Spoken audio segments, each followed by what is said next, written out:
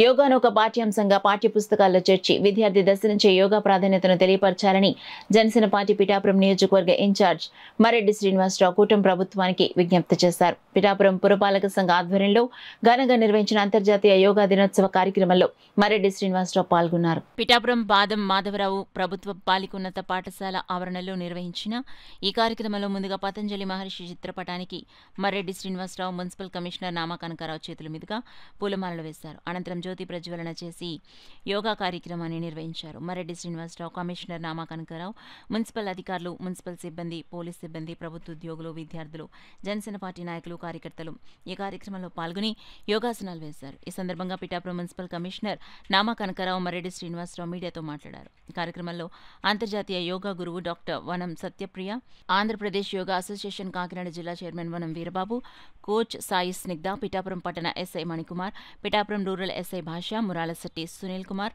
చెల్లుబోయిన సతీష్, మార్నిడి రంగబాబు, పిల్లా శివశంకర్, ఊటా నానిబాబు, బొజ్జ లవరాజు, బొజ్జ మాణిక్యాలరావు, బొజ్జ కుమార్, కొత్తం సుందరం, బాలిపిల్లి రాంబాబు, దానం లాజర్బాబు, పిఎన్ రాజు, మత్స అప్పాజీ, పల్నాటి మధుబాబు, కోలాసాయి, వాకపల్లి సూర్యప్రకాశరావు, కొండెపూడి శివ తదితరులు పాల్గొన్నారు. మండల స్థాయి, కింద స్థాయి నుంచి పురపాలక స్థాయి, కార్పొరేషన్ స్థాయి వరకు ప్రతి వార్డులో కార్యక్రమం జరుగుతుంది. సుమారుగా పిఠాపురం పట్టణంలో 120 చోట్ల ఈరోజు కార్యక్రమానికి రూపొందించుకోవడం జరిగింది.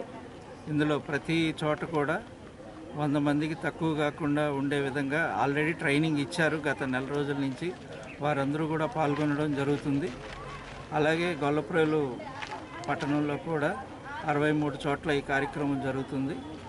ఈ కార్యక్రమం ఈ రోజుతో పూర్తవుతుంది అనేది కాకుండా సచివాలయ సిబ్బంది అందరూ కూడా తర్ఫీదు పొంది ఉన్నారు కాబట్టి వారి ద్వారా కింద వరకు ప్రతి ఇంట్లో కూడా ఈ కార్యక్రమాన్ని రాబోయే రోజుల్లో తీసుకెళ్లేదానికి కూడా చర్యలు చేపట్టేదానికి ప్రభుత్వం ఆదేశాలు భవిష్యత్తులో ఉంటుంది.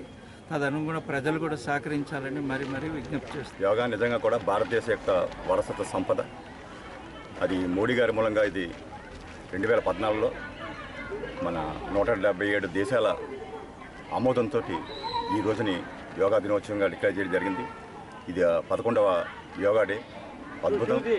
మన ఎంతో కాలంగా ఉన్నటువంటి భారతీయ వారసత్వ సంపదని మోడీ గారి నేతృత్వంలో ఇవాళ బయట తీసుకొచ్చి ఇంతమందికి పిల్లల్ని, పెద్దల్ని ఇన్వాల్వ్ చేసి ఈ కార్యక్రమాన్ని ఈ రకంగా చేయడం చాలా అద్భుతం. ఈ కార్యక్రమంలో పాల్గొన్న ప్రతి ఒక్కరికి మన శాసనసభ్యులు, రాష్ట్ర ఉప ముఖ్యమంత్రి పవన్ కళ్యాణ్ గారి తరఫున ప్రత్యేక ధన్యవాదాలు. నా పర్సనల్ ఒపీనియన్ అయితే యోగాని స్కూల్స్లో కూడా కరిక్రమంలో ఒక క్లాస్గా ఇంక్లూడ్ చేయాలి. అప్పుడే దీని ఆవశ్యకత కానీ సార్థకత కానీ చాలా బాగా ఉపయోగపడుతుంది. నిజంగా యోగా అనేది ఎవరి కోసం కాదు, మన కోసం. మనం ఈ ఒడిదుడుకులను కానీ అన్నీ తట్టుకొని నిలబడాలంటే, పిల్లలు వాళ్ళ చదువు మీద కాన్సన్ట్రేట్ చేయాలంటే తప్పకుండా కూడా యోగా నిజంగా ఉపయోగపడుతుంది. ఎందుకంటే నేను నా అనుభవంతో చెప్తున్నాను. 11 ఏళ్ళుగా నేను ఈ క్రియ ఒకటి చేస్తాను. నేను దాంతో ఆ అనుభవంతో చెప్తున్నాను. తప్పకుండా ఇది స్కూల్ కరిక్రమంలో కూడా ఇంక్లూడ్ చేయాలని నేను ముఖ్యమంత్రి వాళ్ళని, మోడీ గారిని, అలాగే ఉప ముఖ్యమంత్రి పవన్ కళ్యాణ్ గారికి అభ్యర్థిస్తున్నాను.